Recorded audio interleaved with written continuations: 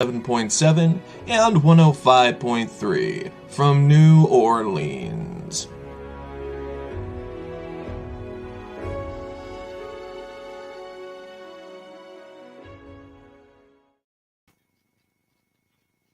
Hello everyone and welcome to Fika.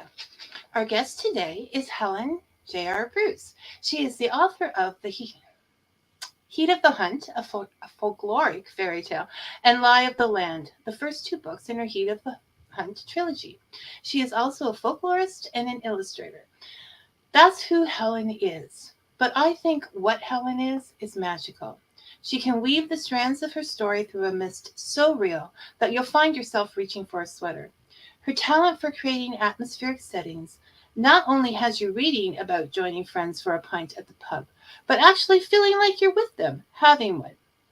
I've never physically been to Dartmoor or the UK, in fact, but if I ever get a chance to visit, I'm sure I will be haunted by a sense of deja vu, but hopefully not haunted by the wild hunt, because all magic isn't twinkly. Thank you for creating such a mystical world for us to travel to, Helen, and welcome to Fika. Thank you so much for having me today.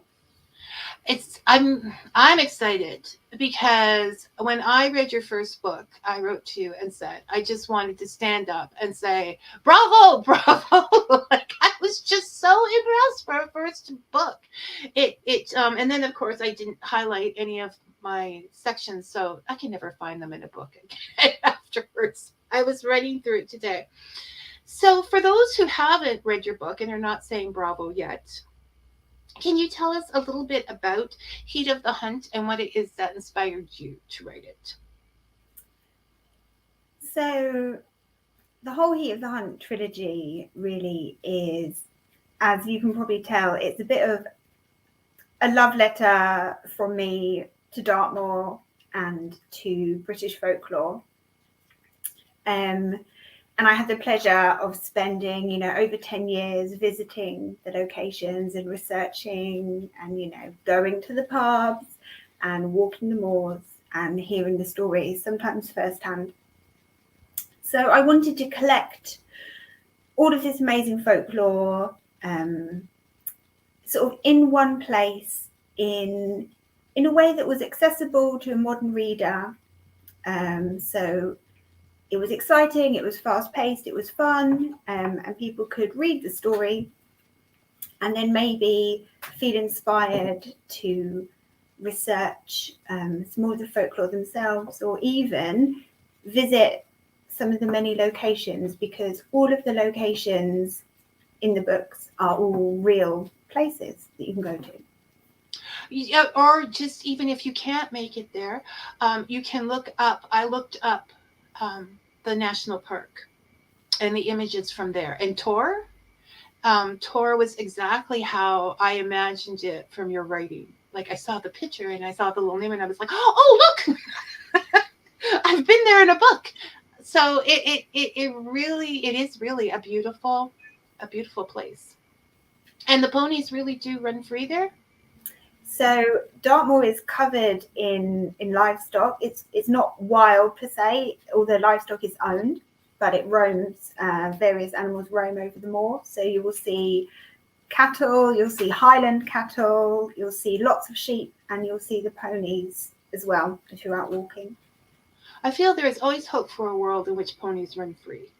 It's there's a lot of happiness to that. I'm not sure I would want to walk up close to one of the Highland cattle, though. They look a little intimidating. The large horns, yeah. Always, I think, with cows, you never know.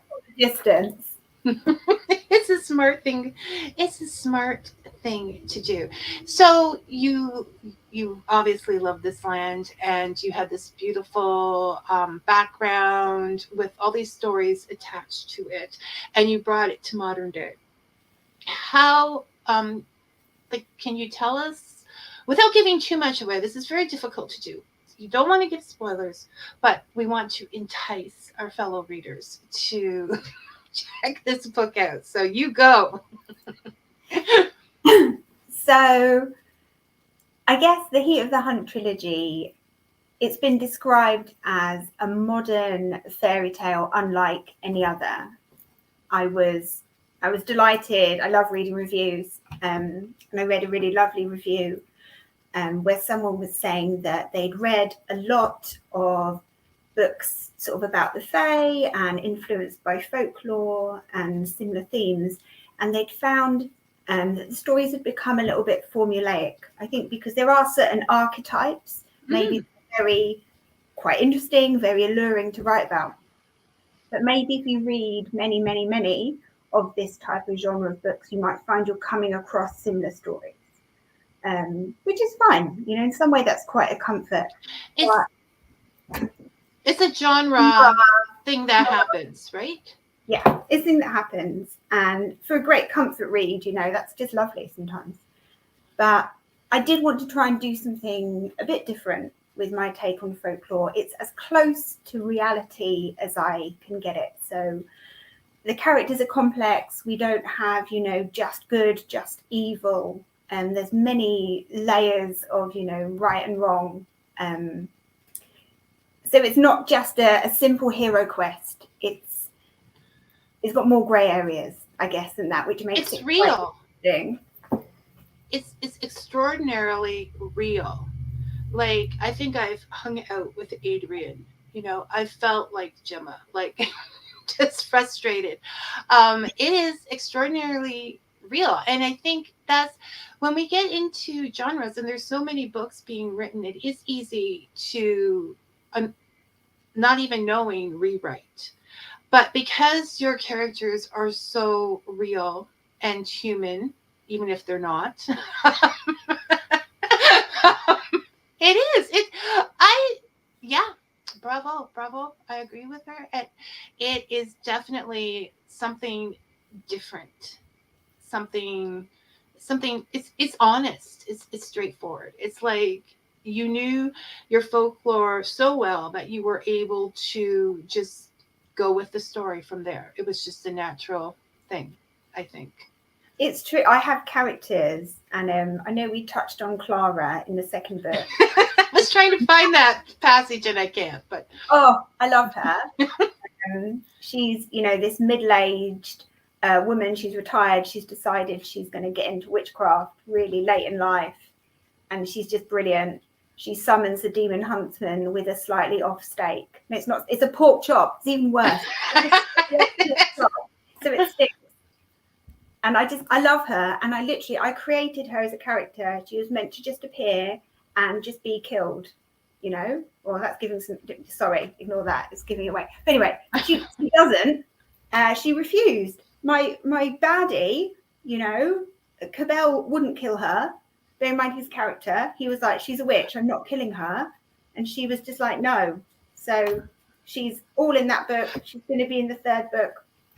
Yeah, so that's not a spoiler because we know she's going to be in the third book, and it's not. I mean, it might take a little attention. I don't think I never really felt like she was a goner because she was just possibly just a little too oblivious to what was going on. I brought that up because further on, and we can return to that and the story because nothing is ever organized here at Fika. I said that Clara is a good example for theme, as I mentioned earlier, that not all magic is twinkly, and so you don't have much time to learn when you get involved with an evil entity. So you sort of have to learn quickly and do what you have to do in that moment to, you know, catch up to what's been going on around you. So maybe if you're out there summoning things, you might want to just make sure that you've had a little more experience, right? Yeah, I mean, yeah, she was 1 minute she was just trying to do a little love spell. The next minute, you know, she was in way too deep. But I just love how she keeps her little book of teenage witchcraft spells in her bra. You know, because you never know, and that's the book that she had, and she was quite the problem solver because she could change the spells for for other things. Just hope for the best. But yeah, if anybody reads the book and they get to the Etsy line, like just call me, message me, Facebook me. I need to laugh with somebody that, because yeah, I think there's a little bit of Clara in all of us, or we at least know a Clara. Like, she just is a wonderful character. Now I don't know at the end of book 2. I'm not sure where she's going with that and how I'm going to feel with her about her in book 3. But you know, you do need to have those characters that create change, and she does. Clara makes terrible life decisions, and she continues that. That's all about that affect everyone. She helps out too. We love Clara. So you have your protagonist, which is someone who is not a great believer and is just, you know, associated with another. I mean, very much there are the people in the book who want the magic. Like, they want magic. They want it to happen. Yeah. It's like, it's just, yeah, no, they just don't want to learn about magic or whatever. They want the magic and the things that they create. So definitely the be careful what you wish for kind of thing is happening there. You have the non-believers that are just, you know, going along because they're good friends and everything and get caught up in everything. And you have the magical people themselves that are involved in creating this kind of thing. So what I've gone on, and I'll still continue to go on and how wonderful your atmosphere creating is. How much do you think that was your love and your experience of being there, or do you think you're just amazing? Those are the only two choices I can come up with at the moment. No. I think you just cannot underestimate the importance, if you can, when you're writing, of visiting somewhere for real and spending time there and really letting a place sink into you. Because spending that time getting to know a place, truly know it, not just maybe from pictures online or from reading about it. I think once you have that intimate knowledge of a place, then you can write very honestly about the atmosphere, about what it feels like, what it smells like, what it looks like, in a way that you don't have to make up. You're recounting very much a real place. And I think perhaps in the writing that comes through. Yeah, no, I think it did, because it was all the senses being used, and it was like, honestly, I'm not usually wordless, but no, it was definitely like you were there, and I feel like you're having been there so often and loving that created that through your words. And possibly, do you think the fact that you're also an illustrator, an artist, would influence your way of thinking in that way? Potentially. I think a lot of people who are creative have many avenues of their creativity. So when I go for a walk, if I go on to Dartmoor and I am going to maybe walk to a new place or see somewhere, I do like to take pictures as I walk as well. So I will keep a stash of pictures, which I can then refer back to. And I will be aware of perhaps, you know, the colours and the textures and capturing that. Right. So yeah, there's probably something in that. But then I'd say a lot of us have that eye maybe for remembering. Oh yeah, there is. And there is we talked about your initials and JR Tolkien. There is lovely descriptions, but perhaps some of those who have gone before went a little too far in their descriptions, which leads some of us that don't like to admit it going ahead 5 pages to get past the mountain or whatever. Oh, the skim read. to get to the dialogue and the action. But you don't do that. It is definitely in the moment along with the story, and so you can.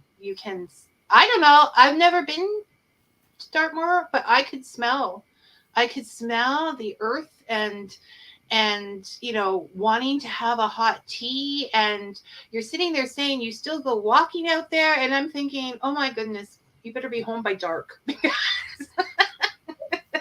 there's a lot going on there after dark. It's true. I had actually, I haven't even spoken to anyone about this. I had the weirdest experience in Dartmoor recently. I went with a friend to the edge of Wistman's Wood, which is obviously mentioned in the book. It's on the cover of the first edition. So that's right, which is your illustration. I never got that one up over the week. This is a first. These are all gone now. So they're replaced by the new cover.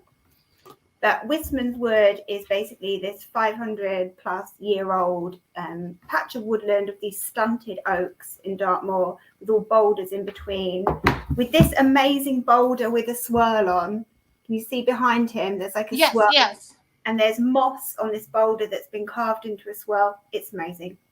But during lockdown, too many people went there, so you can't go in anymore. So you walk around the edge. But I was walking around the edge of there, and I left it a bit late, and darkness did start to fall. And I had the weirdest experience of, I thought my friend had like their camera and was taking a picture behind me, these weird flashes of light. They were really disorientating. And it kept happening to the point I was sort of like, if I had been on my own, I feel I would have got lost. Because it was disorienting you. Yeah, I couldn't see properly where I was going. Every time this light went off, I lost my night vision. And luckily my friend was there, and as we got away from the woods, eventually it stopped. But thinking about it, all I could say is, people say they've been pixie-led or been disorientated by these lights. There it was. Maybe. I cannot explain. It was so bright, like a camera flash. Well, first of all, as a mother that is much older than you as a mother, I would like to say, do not ever go out there by yourself. Like, luckily, my friend was there. Don't go out there without a friend, okay? Everyone listening, just don't walk on Dartmoor with a friend. No. So, and have you gone back since then? Yes, but not to that area. I went somewhere else in the middle of a very sunny day. Okay. All right. That sounds good to me. Okay. That was good. Now I can breathe. No, Helen. Now you're going to be getting emails. No, I won't. I'll let you be free. So we've gotten way off a track because at the beginning, we're back to center. We're coring it here. Can you tell us, because we talk about this folklore, the book is about the wild hunt and the huntmaster's hounds. Can you tell us the folklore behind that? So it won't be the story, but just the story behind the story. So the folklore about the wild hunt is almost a whole, it's more than a whole talk in itself. But the most fascinating parts about it, I guess, we have this recurring motif in the UK of the wild hunt. We get a lot of it in Welsh folklore with the Mabinogion. And our version of it here is they're generally sort of okay. If you cross their path, if you cover your eyes, you don't look, or you throw yourself on the ground, you're probably going to be okay. They're going to pass you by. Some of the other versions, so like the Norse versions where Odin leads the wild hunt, you're in trouble. If you cross the path with them, you're prey. That's the end of that.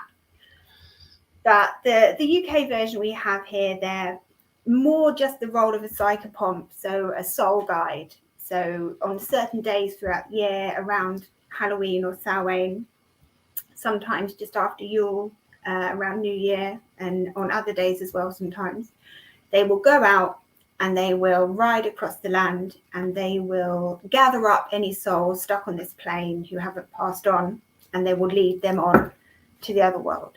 So they have, a very useful function. Mm-hmm. But they're also quite scary. And depending on, the version of folklore you read, probably just not the kind of entities you want to overly mess with unless you really know what you're doing. Especially if they're in a mood. Like if they're in a bad mood, if they've been angered, it's not a good sign. Yeah, I think regardless of where I am, I think the best idea is just to do the drop. Okay, even if it's over, you don't want to see it coming. So, Odin, do what you want, but I will be unaware, right? Risking offending the Fae, in so many stories. And the Wild Hunt have this weird crossover. So, are they Fae? Are they gods? Are they the undead? They occupy sort of so many blurred lines across, just they have so much capacity to mess with you, I think. Well, like you said, in Norse tradition is Odin, which is a god, right? But then if you go to other places that are more fairy oriented, the She or whatever, you have guys, whatever you want to be called, that's going to lean more in that direction, right? And then just to complicate that, you have figures like Gwyn ap Neith, who originally in the Mabinogion was more like a god, and then he's become diminished over time, and now is often described as the king of the fairies. So it's fascinating but complex. Yes, you have. Now Brian is back. Brian is a regular, and he is in investigative mood. He would like to know if your friend also saw those flashes of light. No, they were not affected. Hence, I was going, did you see that light? And I thought they were messing with me. I was like, are you using your phone flash behind me? Have you got the torch on your phone? And they were like, no. So no, whatever it was only happening to me. Well, I think that people that you have written about in the past are getting impatient, and they're saying, get that third book done. Yes, that's how I'm interpreting it. So, like, hey, would you write much quicker if you were captive for a while? That's right. Take your water. Did you take your water with you out there? No. I don't even know. So that is the Wild Hunt itself. And the Huntmaster. Now, I'm going to say this wrong probably. This is what happens when you read people, you don't hear the words. The Wisht Hounds? Yeah, close enough. Yeah. Oh, okay. So that one worked. So few do. So they sort of like the whole black dog folklore thing sort of has its own thing separate from that. And you actually have a story recorded in the British Museum of Fenland of black dogs. So do you want to tell us a little bit about the whole black dog thing? Yes. So black dog folklore is its own thing as well. And again, it occurs all over the world. There's even black dog stories in America. There aren't as many, but I have read around the Great Lakes, you have a black dog, apparently. But we have the church. Whereabouts about? Do you know whereabouts? I'm sorry to interrupt. I just got excited. No, that's fine. I'm trying to, because I don't know America that well, but I will send you a link for exactly where I found the story. But okay, I would appreciate that. Thank you.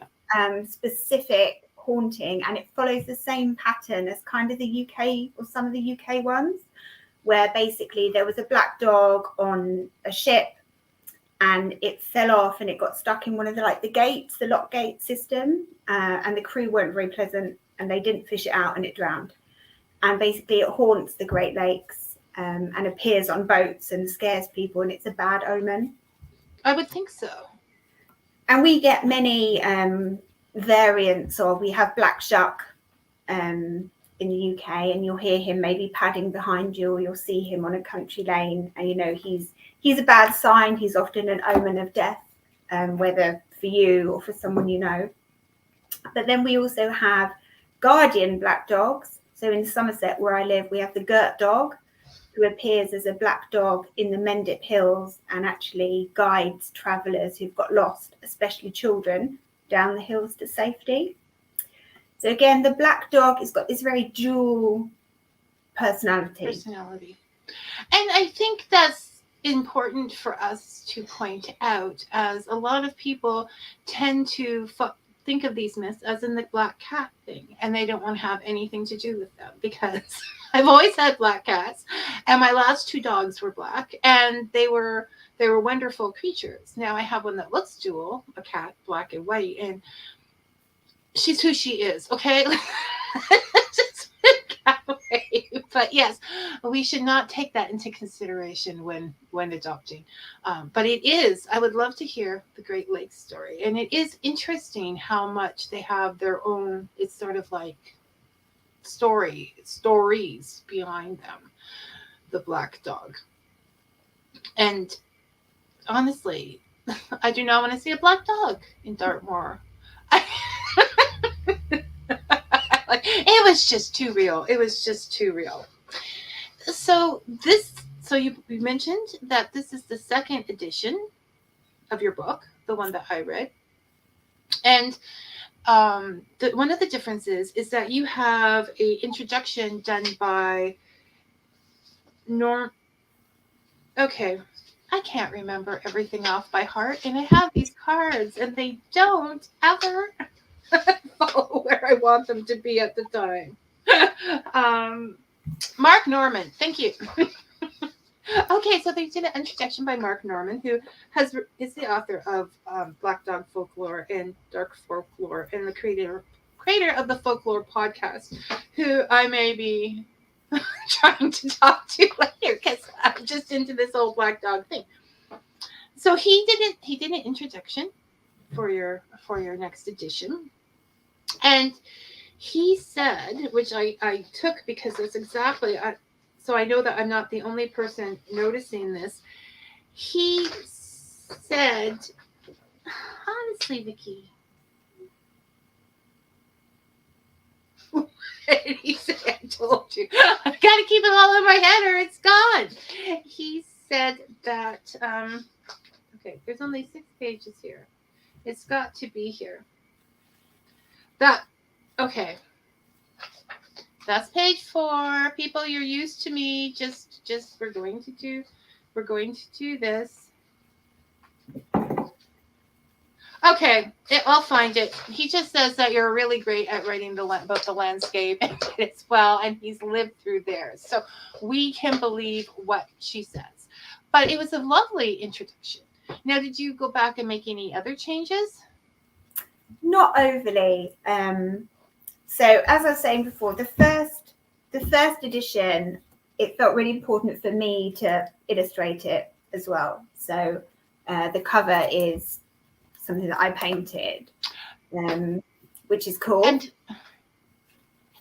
But yeah, I wanted to go for something, I don't know, maybe a little bit more modern looking for the 2nd edition, and also have a girl on the front rather than the boy. Yeah, because the main character is a girl, and sometimes we just like to see that. To feel like we can be the hero too, and we can do that. All the guys were just causing trouble. No, they had this. Okay, Brian is asking. I'm going to put you up here today, Brian. Okay, Brian is asking, are those black dogs separate entities or reflections, instances of the same one?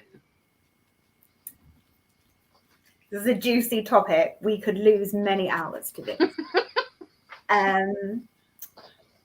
I would say, from my research and from what I've encountered and what I've seen, we very much have regional black dogs in the UK.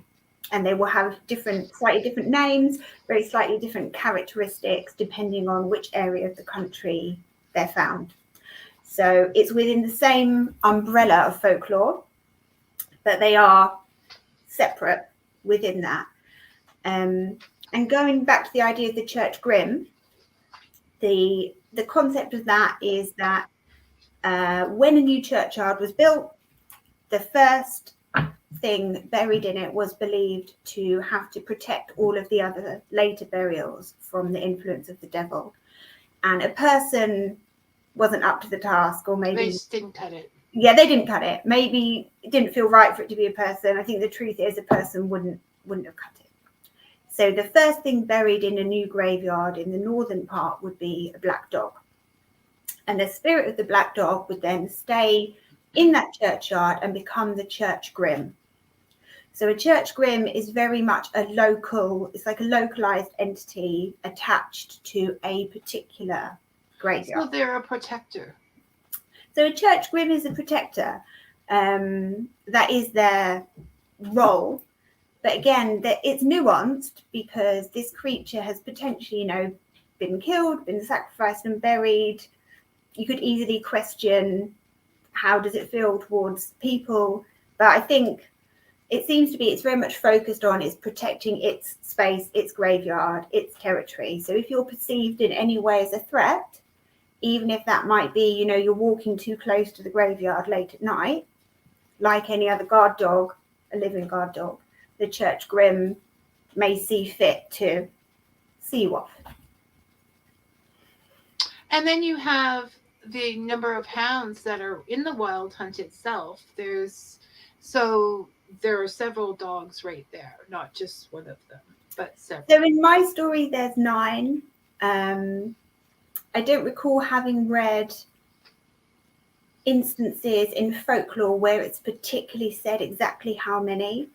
Trying to think back. Odin might have a set number, but in many of the stories there'll be other animals and strange creatures following on as well. But I decided to have 9 just because of the symbolism of the number, the magical meaning behind it. And it was also a number that I could envisage and show in the story, and they're each named.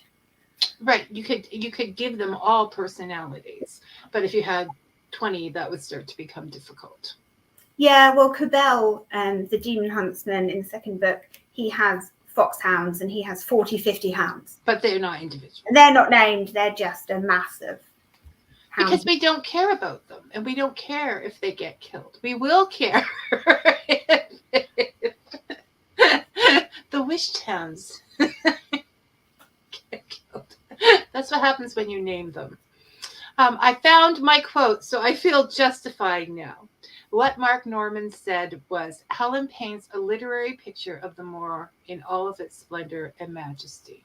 And I thought that described it perfectly. So it's not just my opinion, people. Other people agree. Okay, we'll put Brian back. So Brian, if you're interested in Black Dog folklore, Mark Norman's book, Black Dog Folklore, very good. I may be getting it, Brian, so I can, let you know, because I'm sort of hooked on this now. This is what happens, and this is what is lovely about your book, about a lot of these books that center themselves around folklore, is that there's always the great list at the back that the author uses for research, which just expands your writing so much more. And there's always books mentioned in the story, or the person writing the introduction. It's why I ended up being a free range reader, because I can't have this list, because I'm going to go here and there and that looks shiny over there, right? And so it is nice. So Brian, or you can get the book and we can discuss it, okay, at a later date. So, and I'm umming today. We shouldn't have talked about that. So, Helen, we were talking about the themes and the idea that magic isn't always lovely and we should be prepared. when we're going up against it. One of the other themes, and as I mentioned before, also authors don't always agree with what I think the theme is, Brian. What I was looking at there is a time meshing. It's almost as if, those in the story who didn't let go of the past, or didn't even the group of individuals who I'm not going to name, none of them are happy with the way the traditions are working out, but nobody, that's the way it's always been done, right? And they won't let go of them. And then other characters didn't know about the past or what was happening, but that information definitely helped them to be in the place they were supposed to be in the story. So, Helen, how do you feel about the past yourself? And is that a part of the story? It's hard not to mention names as examples. That's why the show is hard. Go ahead, it's your book. You can mention any names you want. There's a lot to give away around there. But the past is a huge thing. And the moor is very much a liminal place for me. So it's a place where folklore and reality overlap. It's a place where past and present overlap. And I wanted to carry that through into the story. And a big part of my writing is that I don't want folklore to be lost. I want all of us to have an awareness of our mythic and our folkloric heritage, and be aware of these stories that our ancestors would have been familiar with and are very much there and ripe for us to relearn, reread, reinterpret, retell. And I just believe it's such a healthy human function to engage with story, because story not only empowers us, it brings us together. And even, folklore and myth, that it may be hard to prove whether it's true in the very hard sense of the word, it has a truth that is valuable. Right, because it's a template of life, and you can find yourself in there. You can say, I have a black hound in my life, or I have this in my life, and just move it on. Story is everything. So yes, it's very important. You can find yourself in there. That's a really great description. I think I wanted to populate my book with characters and situations that were, exciting and different, but also not so far away that you couldn't find yourself in there. So I know you mentioned Franz in your message. Yes. He doesn't come up much, so I'm kind of excited. He's in the background, so I'm excited that you brought him up. But symbolically, he is so important because it's sometimes important and difficult to get. He is important because his ties to the past are very real.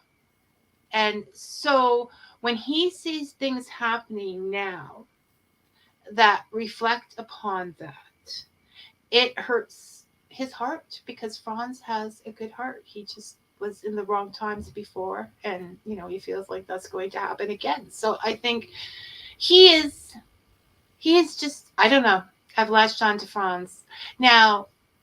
Oh gosh, I can't tell you what to do with your book, but he better be I know you're gonna get rid of him, I just know it.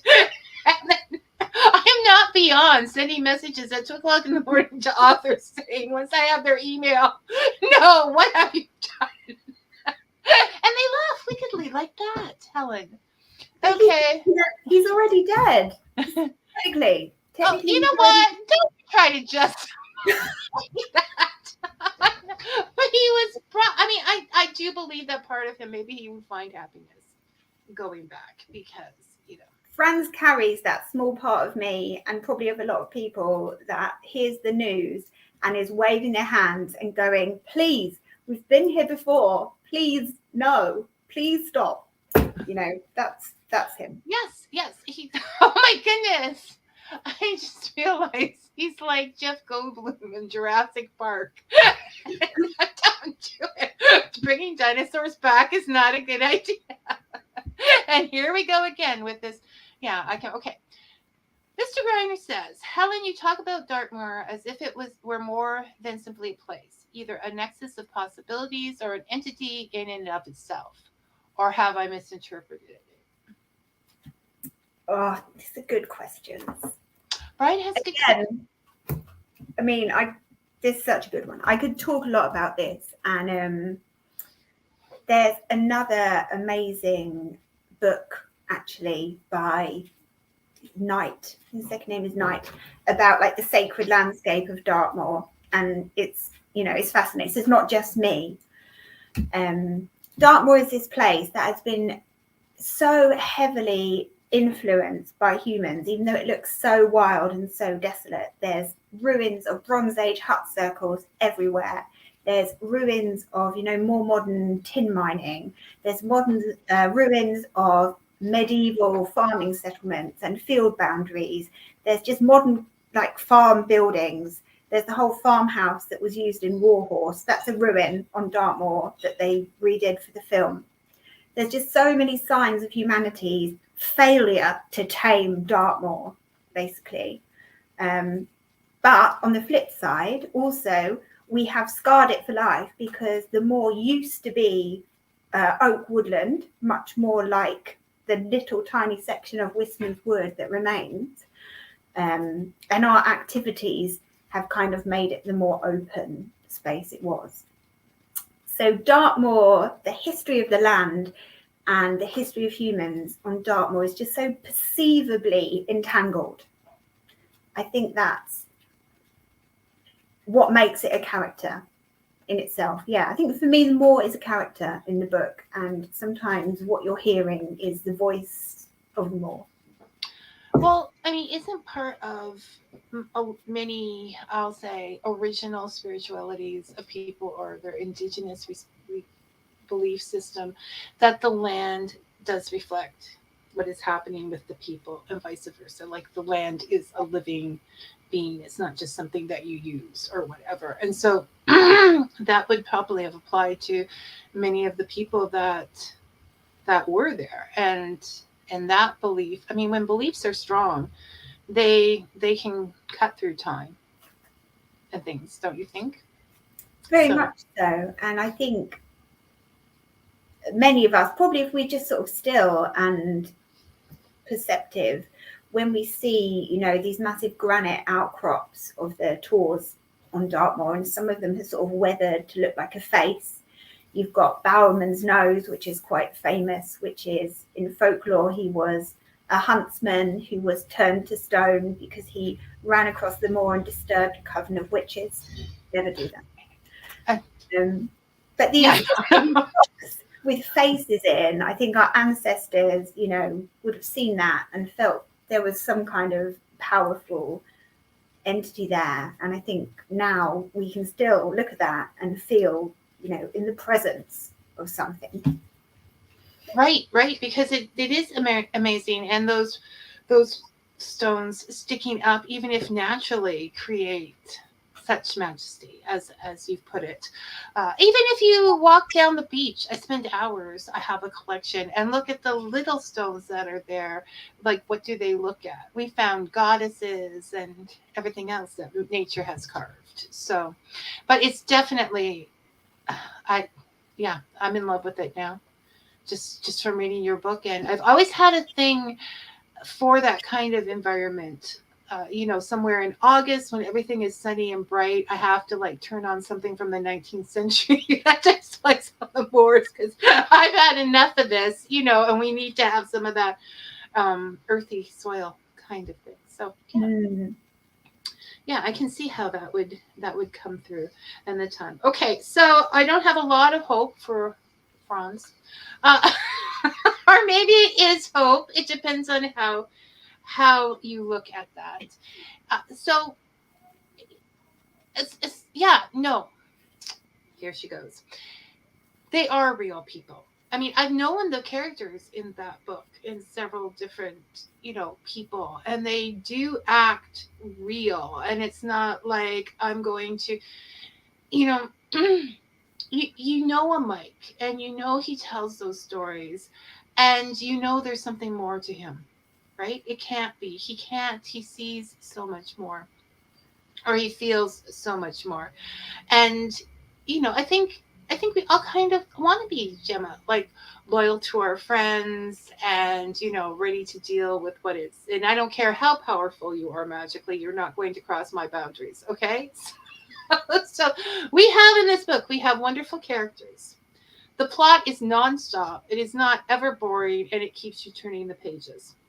It does affect you physically with the chills and the sense, and like I am not going to walk out on those moors at night unless I'm Helen, who wrote the book in the first place. so it is just, and that was your first book. That was your first novel. So how old were you when you wrote that? So when I started researching and writing the very start of that, I must have been in my early 20s. And that was, it was sort of like a 10-year, the first book took 10 years simply because the research and visiting all the places and, properly collecting the information, and then sort of the writing and editing. And then the second book was much quicker. So that took 2 years because I knew the area. The most important question is, we know that you have to write a book for your thesis, so that has to come first. But this next book, are we looking at 10 years? No. I had planned, I'm studying for my master's in creative writing at the moment, and I had planned to write my third book for my master's, but they're quite right when they said, look, it's the third book in a trilogy. It's all, you've already done it. Yeah, you've done it. You need to do a fresh one. Just simply start a fresh book. So have you started that fresh book? Yes, I have. I am about 15,000 words into. And are you going, is that the same kind of genre, or? Yeah, it's similar. It's more modern again, I'd say. It's still folklore, but it's more subtle. It's set in Cornwall. You've got the sea, and you've got, all of that. Some coastal folklore, but also there's an element of a journey, but it's folklore that has completely blended in to the modern world. So reading Heat of the Hunt, you might, as they did, bump into the hunt master in disguise on the moor, but you'd still have a sense that something was a bit off. In the other book I'm working on, folklore has basically had to completely modernize and blend in order to survive. So would you call it more of a magical realism? Yeah, I think it's bordering into that, I would say. I like that. Okay. So that's what's important. As long as I'm happy. What do we have to say, Brian? Helen, in terms of writing process, are you a pantser or a plotter? Do you prefer to write with pen and paper or computer?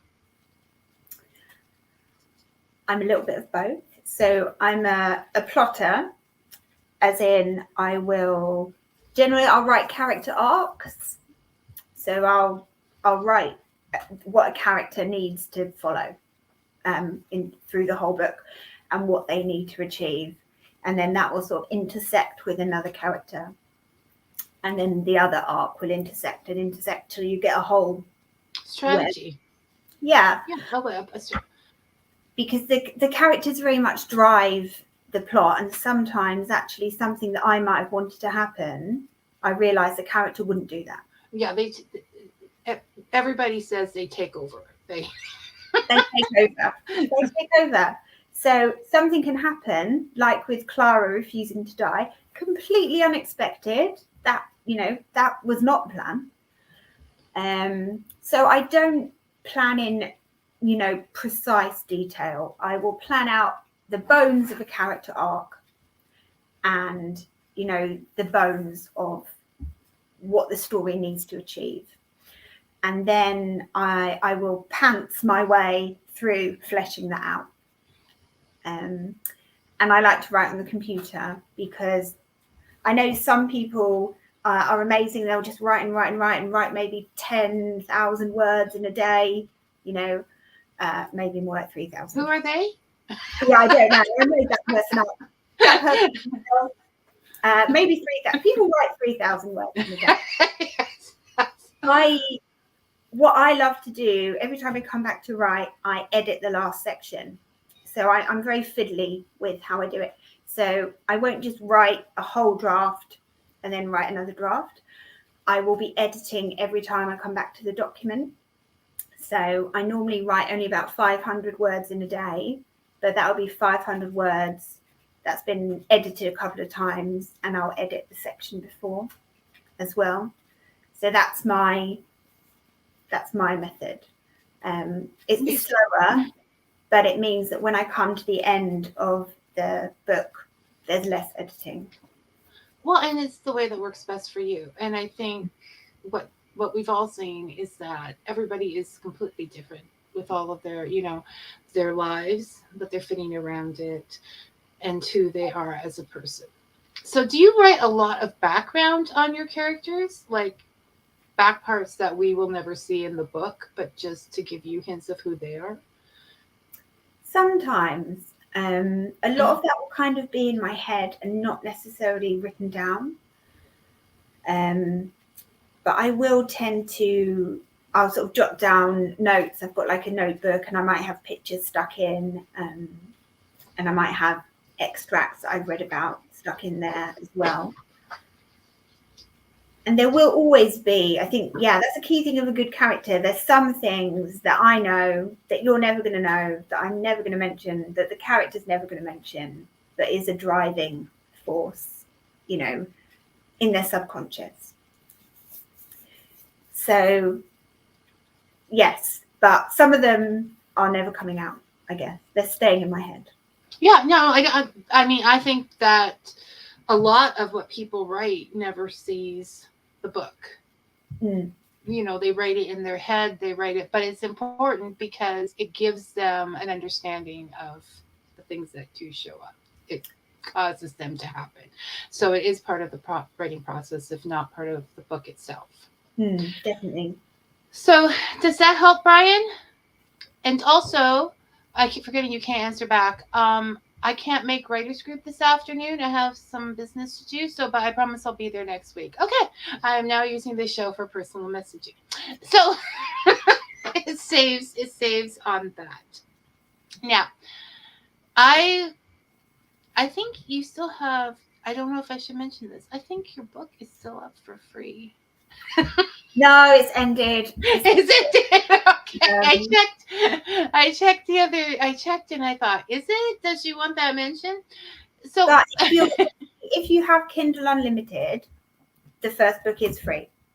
Always, if you have Kindle Unlimited. The second book isn't on Kindle Unlimited, but yeah, you can get the first one for free. But if you don't have Kindle Unlimited, I think the Kindle edition of Heat of the Hunt is £1.99. Oh yeah. No, it's well worth it. It's definitely. Haven't I proven that yet? This book, it's amazing. So I just. You know what? I think it is magical. I think you are magical because I start thinking about it and there's so many, it's just, it feels good despite the subject matter. And I wish you luck on the upcoming book. Now I want to read that one too. And of course we need to get that third one done. But are you going to stop at 3? Like I honestly think these characters could survive a couple of more books. Like these lots, I was, It's interesting you say that. I think it will be just the trilogy for this, but I could see some of the characters spinning off into their own. Because they're sort of a Scooby group, but the monsters are real. Yeah. There's no ripping the mask off. You get what you see here. But no, they are very strong characters. Who's your favorite one? Can you answer that? Is that an awful What's question? that? Who's your favorite character? Oh my gosh. Sorry, that's a horrible. No.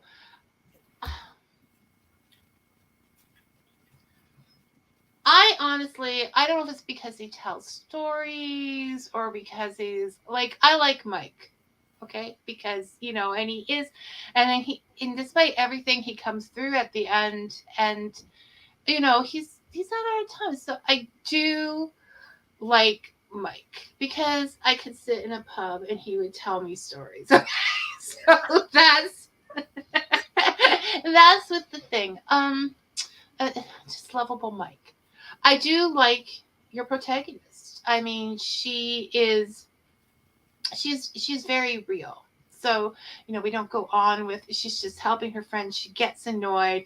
There's definitely layers there. She's not always perfect. Sometimes you're like, oh my God, why did you do that? But I mean, that is human, right?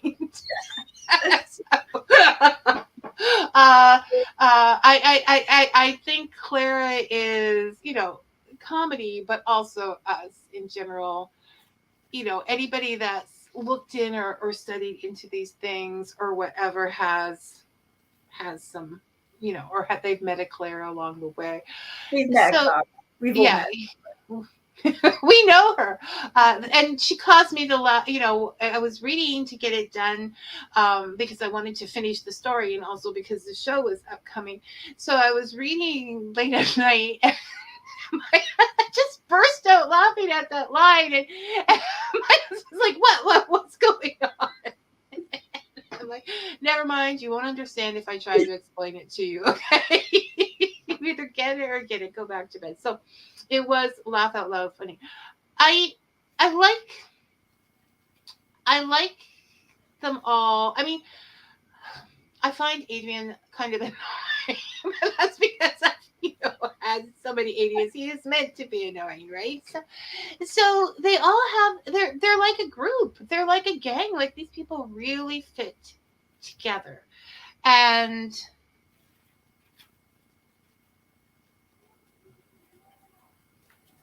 now Brian wants you to write a story from Dartmoor's point of view. Like, Ooh. And now I'm thinking about that, because you could really go back in history. You could really go back into the origins of the wild hunt and that from the lands.